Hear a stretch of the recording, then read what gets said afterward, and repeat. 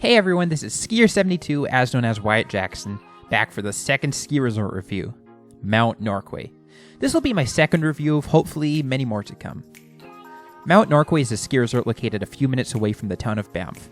It is often called Banff's Backyard Ski Hill, or the local Banff Ski Hill. It is part of the Ski Big 3 program, consisting of Mount Norquay, Sunshine, and Lake Louise. However, it's often overlooked by the bigger two resorts in the area. With its 60 ski runs spread out over 250 acres of skiable terrain, there's bound to be something for everyone in the family. Boasting snow tubing, night skiing, and an incredible lodge, Mount Norquay is truly a place everyone skiing in Alberta should consider visiting. Here are the 6 criteria I will use for Norquay. Number 1, location. Number 2, season length. Number 3, lodging. Number 4, food. Number 5, terrain. And number 6, lifts. Number 1, location. Mount Norquay is an hour and a half from Calgary, Alberta, a city of 1.3 million. As such, it is easy to take a day trip to Mount Norquay. While Nakiska is closer to Calgary, Mount Norquay is still a decent drive. The Trans-Canada Highway takes you straight from Calgary and drops you off 10 minutes away from Norquay. In addition, the ski hill is only a 10-minute drive to the historic town of Banff, which has many amenities. I give this a 9.5 out of 10. Number 2, season length. Last year, Mount Norquay was the first ski resort to open in Canada, as it opened in October, although only the Cascade Chair was open. The ski resort usually opens late October to early November, and usually closes late April to early May. Usually, the North American Chair doesn't open until late December, and closes earlier than the rest of the resort. This is due to no snowmaking in that area. However, Mount Norquay does a good job of opening all major runs off the Spirit, Cascade, and Mystic Chairs. I give this an 8 out of 10. Number 3, lodging. As it is located in Banff National Park, Mount Norquay does not have any on-mountain lodging. However, it is only a 10-minute drive to the town of Banff, where many hotels and condos are located. As Banff is an international tourist destination, most of these hotels are set up for ski guests to stay at. I give this a 7 out of 10. Number 4, food. Mount Norquay has one of the nicest base lodges I've ever been in.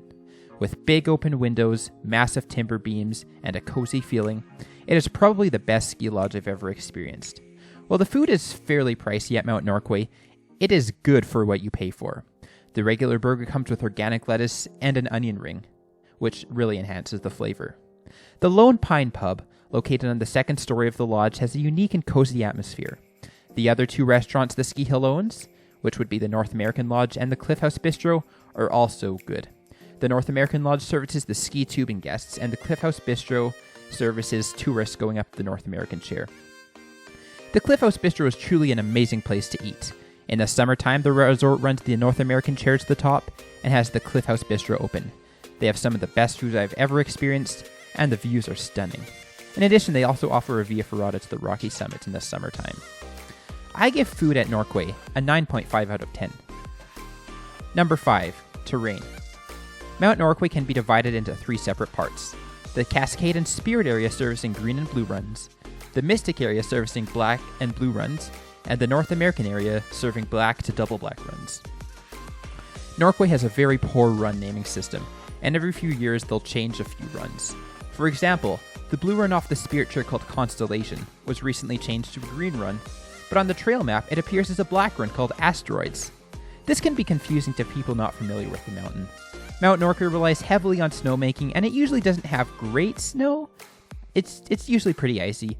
However, if you can hit it on a powder day, the Mystic Chair and the North American Chair are a slice of heaven. The North American Chair is probably the hardest lift I've ever skied. There is no easy way to access the runs off the North American from the top of the chair. You'll have to take a 1 skier width to traverse back and forth about 5 times until you reach the runs. And once you've reached the runs, they will surprise you how big the moguls are. I've never seen moguls this big off the North American Chair. They are leg burners. I give terrain a 5 out of 10. This is probably just a personal preference for me, but I didn't really enjoy the North American area that much at Norquay. Number 6, lifts. Personally, I don't like Mount Norquay's lift system, as getting to and from the Mystic Chair is always a hassle.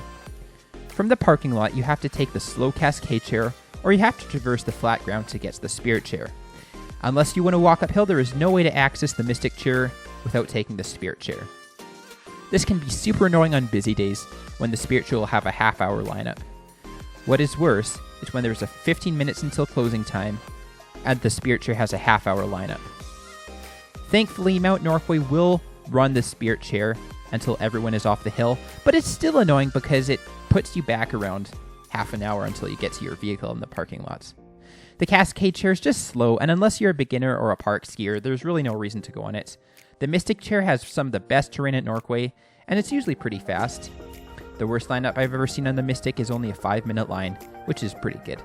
The North American chair never has a lineup for obvious reasons. I give lifts a 4 out of 10. Overall, I really enjoyed my season at Mount Norquay. I usually ski at Nikiska, but it was good to have a change of ski hills. Mount Norquay is a special ski hill. It has a unique local atmosphere that the other two big ski hills in the area don't have. I recommend coming here, but also recommend avoiding the spirit chair.